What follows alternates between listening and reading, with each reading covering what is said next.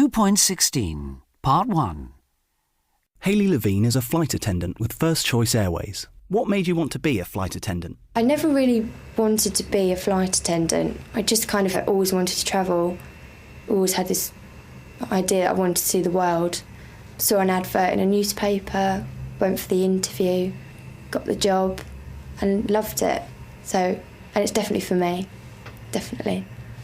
What kind of training did you have? In order to become a flight attendant, you have your group interview first, you're singled out, you have a one-on-one interview, and then if you pass that stage, you go on to your training, which is 5 weeks.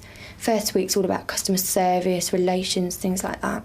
And then you go on to all your safety training, which is 4 weeks, intensive training. You know, how to deal with fires, evacuations, water landing, passengers.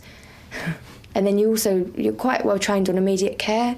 So, you know, it's quite an important part of our job. If something happens up in the air, something medical, you know, you need to be trained to deal with it quickly, efficiently. What kind of person do you think the airlines are looking for? I mean, what kind of person makes a good flight attendant? I don't know exactly what they're looking for, but I can only think they look for someone who's quite outgoing, someone who's can work well in a team. You have to be a certain kind of character to do what we do. I mean, you fly with different people every day. You know, you go into work, anything could happen. There's thousands and thousands of crew. You don't work with the same people. You need to be able to just get on with people that you've never met before, work under pressure sometimes. So I think they're looking for someone who's, you know, quite competent in what they do, quite confident. Just someone who's a team player, really. Tell me, what do you think are good and bad sides of the job? Good sides, obviously, I get to see the world pretty much for free.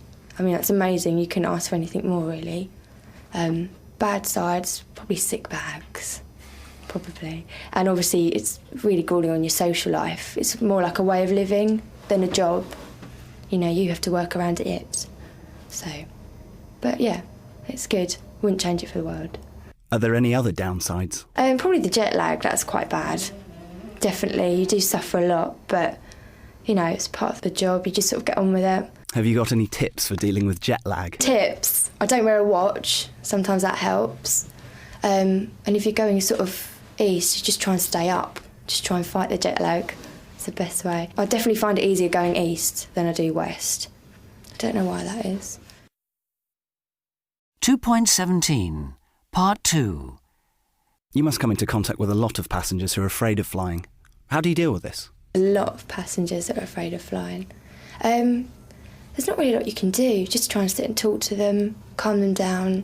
I think your confidence is sort of always a good booster as well, if they know that you're confident in what you do. I think that helps.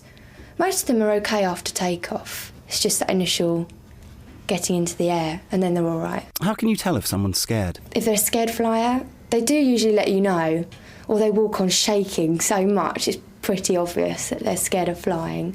You do feel sorry for them. Everyone's scared of something.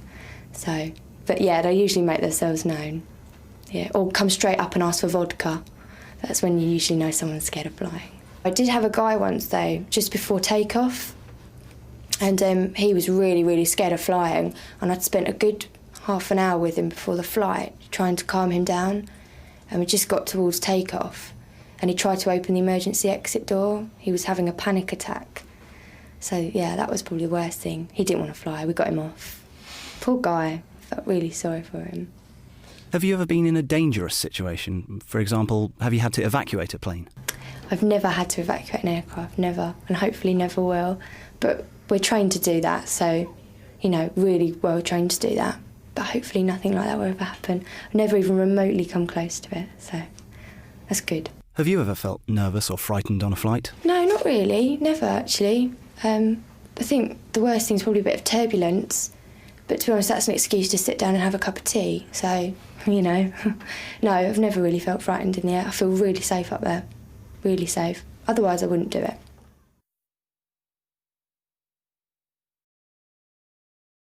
(2.18) 1, You need to be trained to deal with it quickly, efficiently. 2, Just someone who's a team player, really. 3, Yeah, it's good. Wouldn't change it for the world. 4, You do suffer a lot, but, You know, it's part of the job, you just sort of get on with it. 5, Poor guy, I felt really sorry for him. 6, I feel really safe up there, really safe. Otherwise I wouldn't do it.